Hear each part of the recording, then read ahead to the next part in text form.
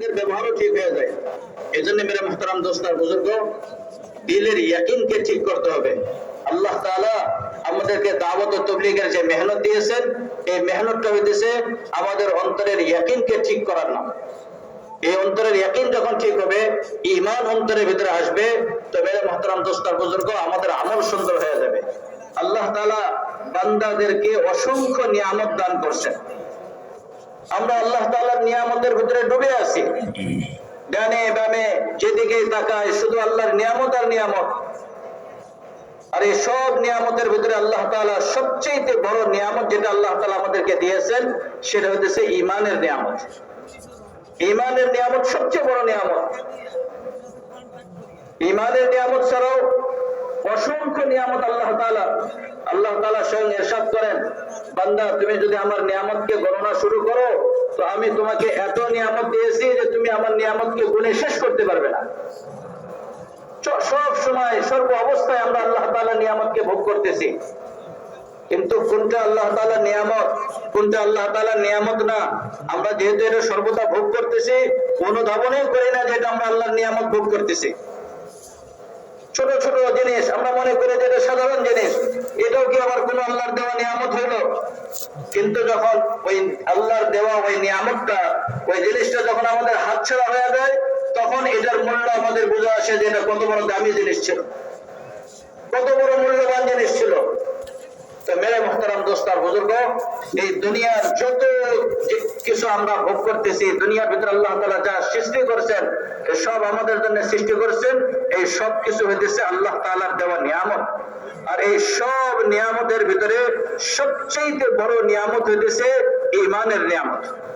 মেরে মুহতারাম দোস্ত আর বুজুর্গ, যখন কোন বান্দার জিন্দেগির ভিতরে ঈমান আসবে, ঈমানওয়ালা হয়ে যাবে, ঈমানে জিন্দেগি যাপন করবে, আর তার নতিজাতে তার আমল সুন্দর হয়ে যাবে, জিন্দেগি সুন্দর হয়ে যাবে, তো মেরে মুহতারাম দোস্ত আর বুজুর্গ, আল্লাহ তাআলা তার এই দুনিয়ার জিন্দেগিকেও সুন্দর করে দিবেন, মওতের পরের জিন্দেগিতে আল্লাহ তাআলা তাকে জান্নাত দান করবেন। তো মেরে মুহতারাম দোস্ত আর বুজুর্গ, জিন্দেগি মানুষের বিগড়ানো, জিন্দেগি মানুষের সুন্দর হওয়া, জান্নাত আর জাহান্নাম পাওয়া, এইগুলি মেরে মুহতারাম দোস্ত বুজুর্গ মানুষের আমলের সাথে সম্পর্ক। আমল সে জিंदगी बनती है जन्नत भी जहन्नम भी ये खाक अपने फितरत में ना नूरी है ना नारी। উনি বলছেন যে আমলের দ্বারাই মানুষের জিন্দেগি সুন্দর হয়, মানুষ জান্নাতি হয় জাহান্নামী হয়, তার আমল তাকে জান্নাতের দিকে নিয়ে যায়, তার আমল তাকে জাহান্নামের দিকে নিয়ে যায়। জন্মগতভাবে না সে জাহান্নামী না সে জান্নাতি, আমল তাকে জান্নাতের রাস্তার উপরে উঠায়, আমল তাকে জাহান্নামের রাস্তার দিকে নিয়ে যায়। এই জন্য মেরে মুহতারাম দোস্ত আর বুজুর্গ, আমলকে সুন্দর করতে হবে। আর আমল তখন সুন্দর হবে যখন জিন্দেগির ভিতরে ঈমান আসবে। আল্লাহ জাল্লে জালালুহু আমাদেরকে এই যে দাওয়াত ও তাবলীগের এক মেহনত দিয়েছেন, এই মেহনত ওই ঈমানকে হাসিল করার মেহনত, এই মেহনত ওই ঈমানকে শেখার মেহনত। এই মেহনতের মাধ্যমে আমাদের জিন্দেগির ভিতরে ঈমানকে হাসিল করতে হবে। যখন ঈমানে জিন্দেগি হাসিল হয়ে যাবে, তো মেরা দোস্ত বুজুর্গ, আল্লাহ তাআলা এই দুনিয়ার ক্ষণস্থায়ী জিন্দেগিকেও সুন্দর করে দিবেন, মওতের পরে চিরস্থায়ী জিন্দেগি আল্লাহ তাআলা জান্নাত দান করবেন।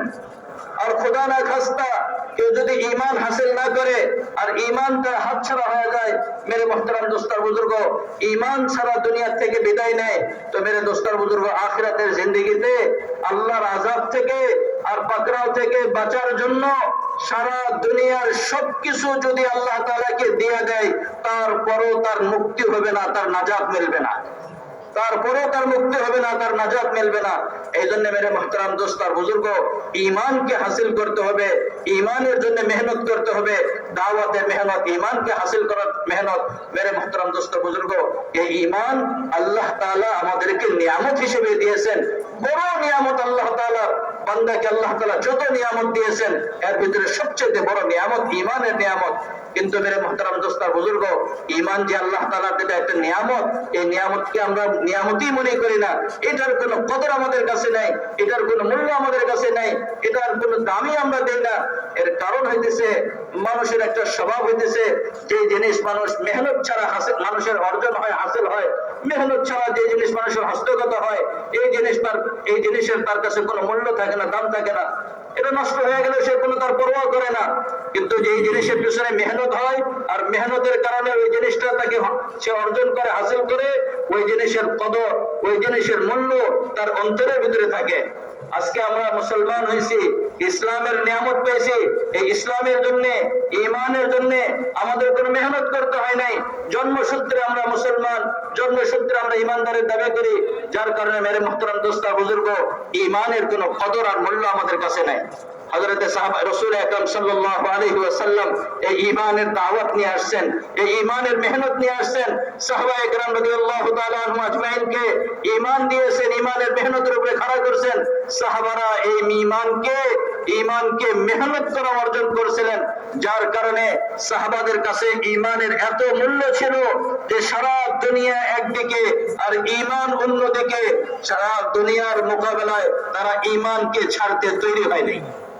সারা দুনিয়ার মোকাবেলায় ঈমানকে ছাড়তে তৈরি হয় নাই। এত দাম, এত মূল্য ঈমানের তাদের কাছে ছিল। কেন? তারা ঈমানকে মেহনত করে অর্জন করেছিলেন। এই জন্য মেরে মুহতারাম দোস্তার বুজুর্গরা বলেন, আমাদেরকে ঈমান মেহনত করে অর্জন করতে হবে। যখন মেহনত করব, তো এই ঈমানের কদর, এই ঈমানের মূল্য আমাদের অন্তরের ভিতরে আসবে। ঈমান যে কত বড় জিনিস, এটা আমরা তখন বুঝতে পারবো। আল্লাহ এই ঈমানের কদর, মর্যাদা বয়ান করছেন, এই ঈমানের মূল্য বয়ান করছেন আল্লাহ তাআলা। ঈমান কত বড় জিনিস। মুহতারাম দোস্তার বুজুর্গ বলেন যে একজন ঈমানদার, যার জিন্দেগির ভিতরে ঈমান আছে, এই ঈমানদার ব্যক্তি আল্লাহ তাআলার কাছে কি পরিমাণ দামি।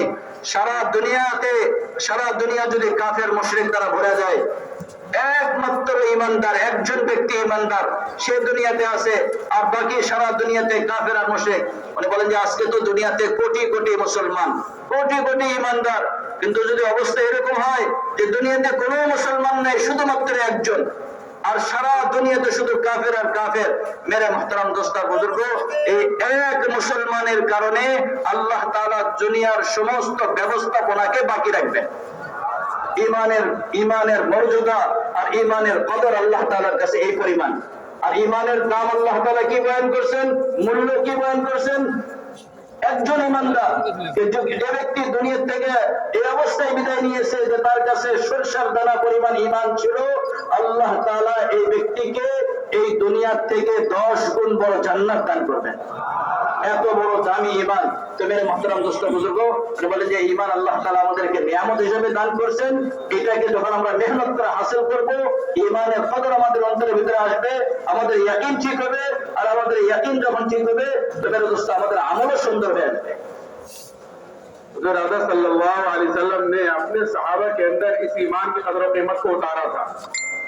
सहाबा के अंदर ये ईमान की कदर और कीमत इस तरह उतरी कि फिर सहाबा ने इस ईमान के लिए हर तकलीफ को, हर मुसीबत को, और जो हालात आए ईमान के मुकाबले में उसको बर्दाश्त किया है।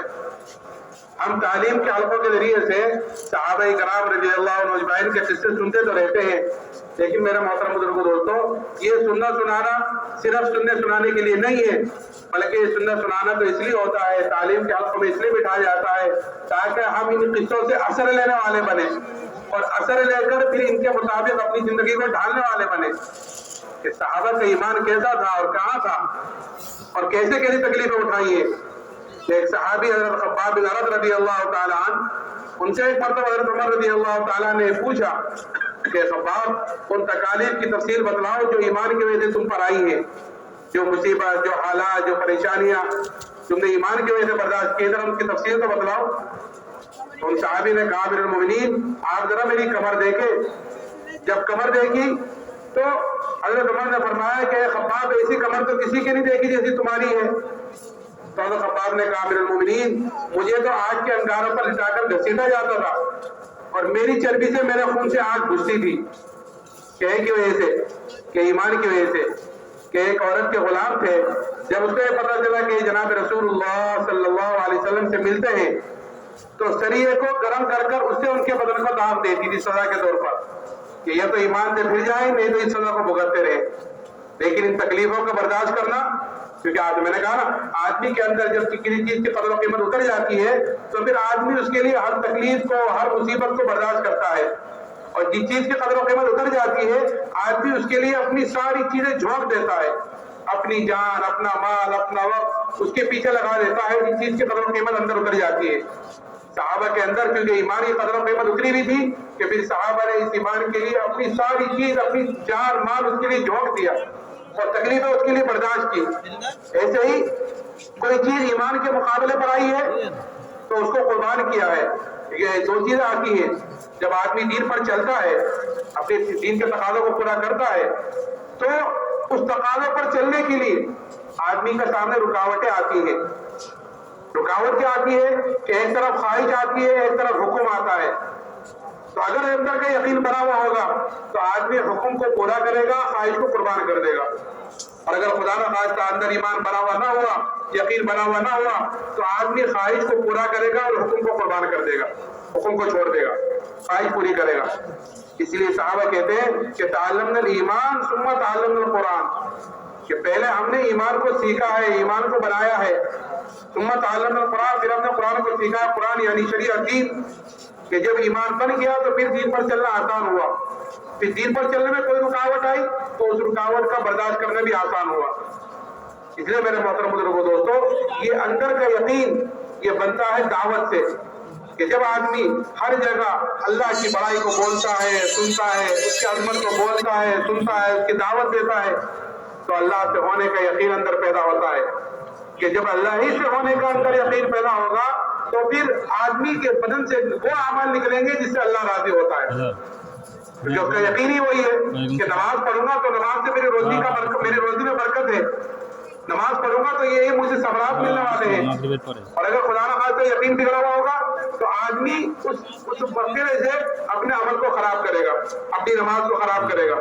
کیوں؟ کیونکہ یقین نماز سے کامیابی کا نہیں ہے. اس لیے سب سے پہلے اپنے اندر کے یقین کو بدلنا ہے دعوت کے ذریعے سے، کہ دعوت کہ یہ آدمی کو ثابت قدم رکھتی ہے، دعوت ایمان پر، اپنے دین پر. ایک صحابی ہے عبداللہ ابن حذافہ رضی اللہ تعالیٰ عنہ، ان کو نصرانی فوج نے قید کیا اور قید کر کے ان کو بادشاہ کے سامنے لے کر آئے. بادشاہ نے ان کے اوپر نصرانیت کو پیش کیا کہ تم نصرانی ہو جاؤ تو میری آدھی بادشاہ تم کو دے دوں گا. اب ایک طرف بادشاہت آ رہی ہے، حکومت آ رہی ہے، اور ایک طرف ایمان ہے. تو انہوں نے کہا کہ آدھی بادشاہت نہیں، اگر پوری بادشاہت دے، اور پوری بھی نہیں، عرب کی جتنی بادشاہت ہے سب کی سب دے، تب بھی میں پلک جھپکنے کے برابر ایمان کو چھوڑنے کو تیار نہیں. جو قربانی دی ہے، ایک طرف بادشاہت آ رہی ہے، ایک طرف ایمان ہے. تو کیا ایمان کے تقاضے اور ایمان کہ جس پر آپ نے فرمایا کہ رائے کے دانے کے برابر بھی ایمان کو بچا کر لے گا تو تقدیر بڑی جنت. تو پھر یہ تو ہے بادشاہ کی ایک ملک کی وہ بھی آدھی، تو اس کے مقابلے میں دور دور تک بھی نہیں. تو فوراً جواب دیا کہ آدھی نہیں، پوری بھی دے تب بھی میں ایمان پلک جھپکنے کے برابر ایمان کو چھوڑنے کو تیار نہیں. اور پھر اتنا ہی نہیں کہ چلی مان نے چھوڑ دیا کہ نہیں، پھر دوسری چیز، دوسرے حالات. اصل تو میرے محترم بزرگ دوستو، ایمان والوں کے اوپر حالات آتے ہیں اللہ کی طرف سے، اور یہ دیکھنے کے لیے آتے ہیں کہ یہ اپنے ایمان میں کتنا مضبوط ہے. خالی یہ کہہ رہا ہے کہ میں تو مسلمان ہوں کہ نہیں، یہ حالات میں اپنے ایمان پر جمتا ہی نہیں جمتا ہے. اور یہ حالات میں کدھر جاتا ہے؟ دو طرح کے آزمائشیں ہوتی ہیں ایمان والے کی. ایک تو اللہ تعالیٰ نعمتیں دے کر آزماتے ہیں کہ دیکھو نعمتوں میں مجھے یاد رکھتا ہے، مجھے بھول جاتا ہے. اور دوسرے مصیبتیں اور پریشانیاں اور ناگواری والے حالات دے کر آزماتا ہے کہ دیکھو یہ ان حالات میں میرے طرف آتا ہے یا میرے غیر کی طرف جاتا ہے. تو جو ایمان والا ہوگا وہ حالات کا مقابلہ حالات سے نہیں کرے گا، بلکہ وہ حالات کا مقابلہ اعمال سے، توبہ استغفار سے، اللہ کی طرف رجوع کرنے سے کرے گا. اور جو غیر ہوتے ہیں وہ حالات کا مقابلہ حالات سے کرتے ہیں. کمزور ایمان والے بھی حالات کا مقابلہ حالات سے، تو حالات بجائے اس کے کم ہونے کے اور زیادہ بڑھتے رہتے ہیں. پھر کیونکہ وہ حالات کا مقابلہ حالات سے کرنا چاہتے ہیں، حالات کو حالات سے حل کرنا سمجھ رہے ہیں، تو بجائے حالات کم ہونے کے اور بڑھتے رہتے ہیں. پھر بڑھتے یہاں تک پہنچ جاتے ہیں کہ ایسا آدمی پھر آخر میں اپنی خودکشی تک کر لیتے ہیں. اللہ حفاظت فرمائے. ایک اور مصیبت ہے اعتبار آخرت کے کہ عذاب کا ذریعہ ہے اپنی جان کا دینا. تو حالات کا مقابلہ حالات سے نہیں بلکہ حالات کا مقابلہ اعمال سے، توبہ استغفار سے کرتے ہیں. قصہ تو لمبا ہے، وقت تھوڑا ہے، آگے نکاح بھی ہے. تو میں عرض کرا تھا کہ پھر ان صحابی کو ایک دیگ منگائی گئی، اس دیگ کے اندر پانی کھولایا. جب پانی خوب کھول گیا تو بادشاہ نے قیدیوں کو بلا کر ان کے سامنے اس میں ڈلوایا. और ये कहा कि ये तो ईमान से फिर जाओ, नहीं तो तुम्हें भी इसमें डाला जाएगा। वो सहाबी कहने लगे तुझसे जो हो सके वो तू कर ले। बादशाह ने कहा इसको इसमें डाल दो। जब ले जाने लगे तो वो सहाबी रोने लगे। तो इसकी तलब की गई बादशाह को कि वो तो रो रहे हैं। बादशाह ने समझा कि ये अभी ईमान से फिर जाएंगे, डर गए। फिर बुलाया और उनके ऊपर नसरानियत को पेश किया। वो कहने लगे कि मैंने तेरे से एक मर्तबा कह दिया था कि तुझसे जो हो सके वो तू कर ले। कैसे फिर रोते क्यों रह गए थे? कि मैं तो इसलिए रो रहा था कि मेरे बदन के अंदर एक जान है, वो जान इस देग में डाली जाएगी, खत्म हो जाएगी। मैं तो इसलिए रो रहा था काश मेरे बदन के अंदर 100 जानें होती और वो सारी की सारी जानें इस देग में डाली जाती और वो सारी की सारी जानें मैं अल्लाह के नाम पर कुर्बान करता। कल क़यामत के दिन अल्लाह ताला पूछता, ए अब्दुल्ला दुनिया से क्या लाया? तो मैं कहता, अल्लाह जितनी तूने मुझे जाने दी थी सब तेरे नाम पर कुर्बान कर कर आया हूँ। तो ये जज्बा बनता है मेरे मोहतरम बुजुर्गों, दोस्तों, दावत से कि अपनी जान, अपना माल, अपनी सारी जिंदगी अल्लाह के नाम पर लगाने का जज्बा अंदर पैदा होता है। तो मेरे मोहतरम दोस्तों और बुजुर्गों, বলেন যে হুজুর আকরাম সাল্লাল্লাহু আলাইহি ওয়াসাল্লাম সাহাবাদেরকে ঈমান শিখাইছেন, ঈমানের উপরে সাহাবাদেরকে আল্লাহ রাসূল সাল্লাল্লাহু আলাইহি ওয়াসাল্লাম খাড়া করছেন। আর সাহাবারা এই ঈমানকে বড় মেহনতের মাধ্যমে, কুরবানি আর মুজাহাদার মাধ্যমে হাসিল করছেন, যার কারণে সাহাবাদের কাছে ঈমানের মূল্য ছিল, ঈমানের দাম ছিল। আর ঈমানের মোকাবেলায় যত রকমের কষ্ট আর যত রকমের বাধা বিপত্তি আসছে সবকিছুকে সাহাবায়ে কেরাম রাদিয়াল্লাহু তাআলা আজমাইন এগুলিকে সহ্য করছেন। মেরে মুহতারাম দোস্ত আর বুজুর্গ, মানে বলেন আমরা ফাজাইলের কিতাবের ভিতরে সাহাবায়ে কেরাম রাদিয়াল্লাহু তাআলা আজমাইন ঈমানের খাতিরে কি পরিমাণ কষ্ট সহ্য করছেন এইগুলিকে আমরা বারবার পড়ে শুনি। এই পড়াশোনা শুধু জানার জন্য না, এই পড়াশোনাগুলি শুধু জানার জন্য না, বরং এইগুলি বারবার পড়া এবং বারবার শোনা এজন্যে আমাদেরও যেন এই মেজাজ তৈরি হয় যে ঈমানের কারণে যে কোনো রকমের কষ্ট আমাদের সামনে আসে, হাসি মুখে ওই কষ্ট যেন আমরা বরদাস্ত করতে পারি, এই কষ্টগুলিকে যেন আমরা সহ্য করে নিতে পারি আর ঈমানের উপরে অটল থাকতে পারি। এই কষ্টের কারণে যেন আমরা ঈমানকে না ছাড়ি। সাহাবায়ে কেরাম রাদিয়াল্লাহু তাআলা আজমাইন ঈমানের জন্য কি পরিমাণ কষ্ট করছেন এর ঘটনা বিবরণ অনেক। এক সাহাবী হযরতে খাব্বাব রাদিয়াল্লাহু তাআলা আনহু, হযরত ওমর ফারুক রাদিয়াল্লাহু তাআলা আনহু একবার ওনাকে বললেন যে ভাই খাব্বাব, ইসলামের শুরু যুগে ইসলামের গ্রহণ করার কারণে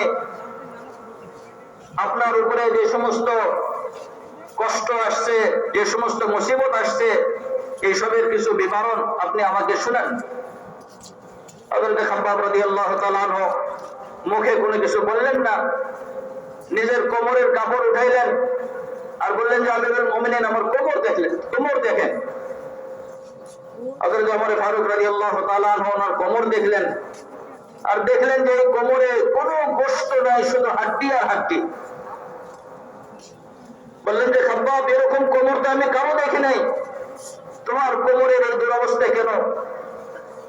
মানে বললেন ইসলামের কারণে, ইসলাম গ্রহণ করার কারণে চলন্ত কয়লার উপরে আমাকে শোয়া টানা হেঁচড়া করা হইতো আর আমার কোমরের চর্বি দ্বারা এই জ্বলন্ত কয়লাগুলি নিভে যেত।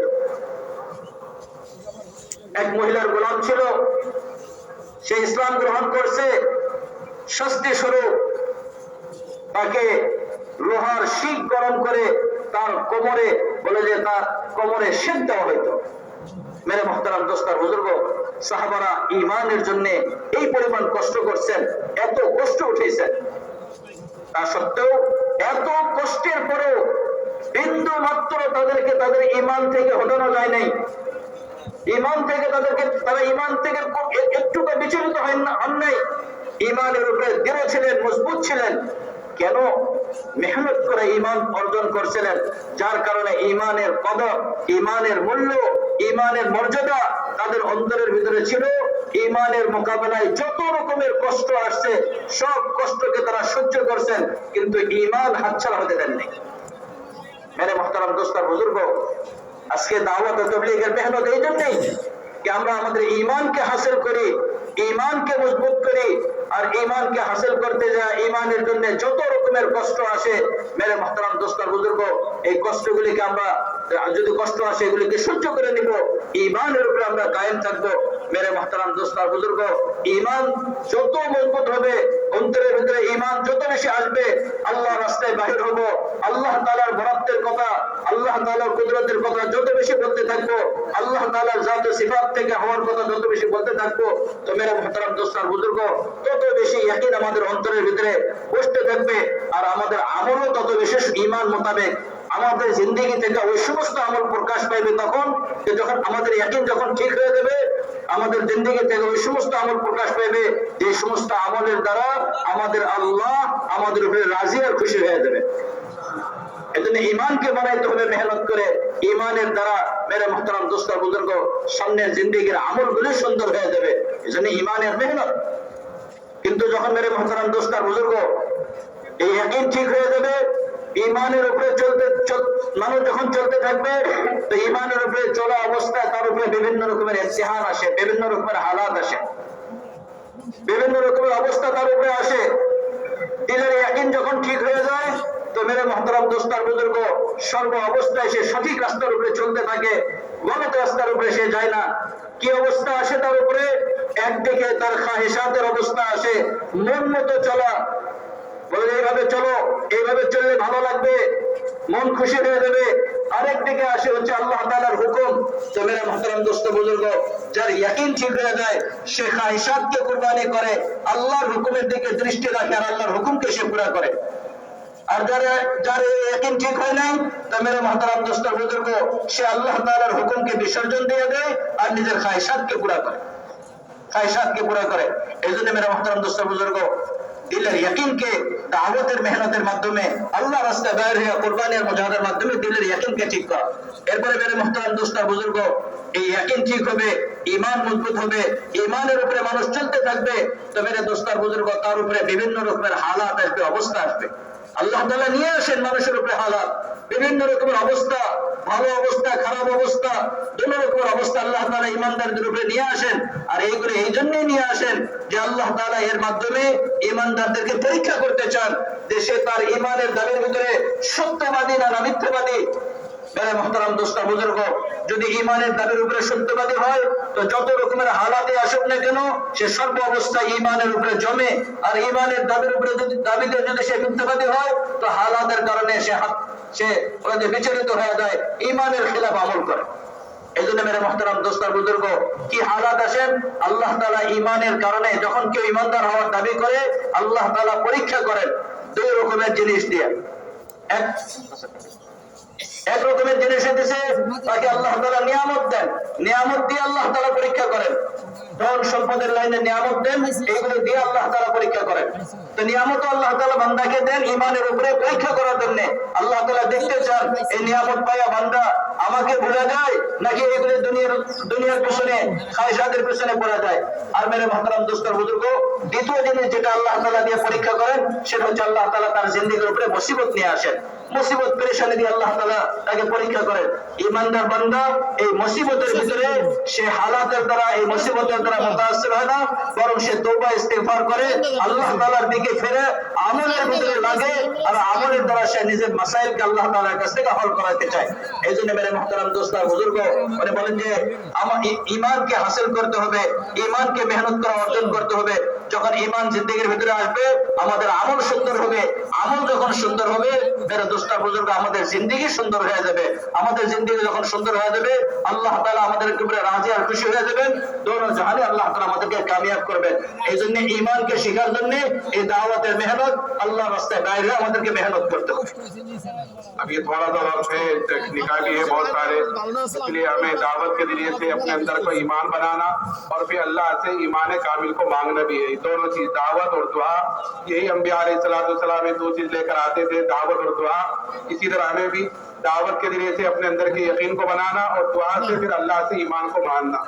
जैसे मैंने शुरू में कहा था कि असर की नमाज के बाद तो वक्त बहुत कीमती है, अब थोड़े सी निकाह भी है, इसमें इंशाअल्लाह खुतबा पढ़ा जाएगा। आप हजरात से दरख्वास्त है कि इसी तरह बैठे रहे, अल्लाह की तरफ मुतवज्जे रहे। जिन भाइयों की जेब में तस्बीह है वो अपनी 3-3 तस्बीह बैठे बैठे पूरी कर लें, ना शोर करे, ना शोर इधर उधर जावे। बल्कि जमकर बैठे रहे, करेंगे इंशाअल्लाह। ভাই এখন বিবাহ হবে, অল্প সময় আছে, আমরা নিজেদের পকেটের ভিতরে যে তসবিহ আছে তসবিহ বার করে নিজ নিজ জায়গায় বসে থাকি। ঈমান শিখতে হবে, ঈমানের জন্য মেহনত করতে হবে, আল্লাহ তাআলার কাছে দোয়ার মাধ্যমে ঈমানকে চাইতে হবে। এটা এখন বিবাহ হবে, কেউ ওটা বসে ওটা হাঁটাচলা করবো না, উঠবো না, বাস নিজ নিজ জায়গায় বসে তসবিহ পুরা করতে থাকি।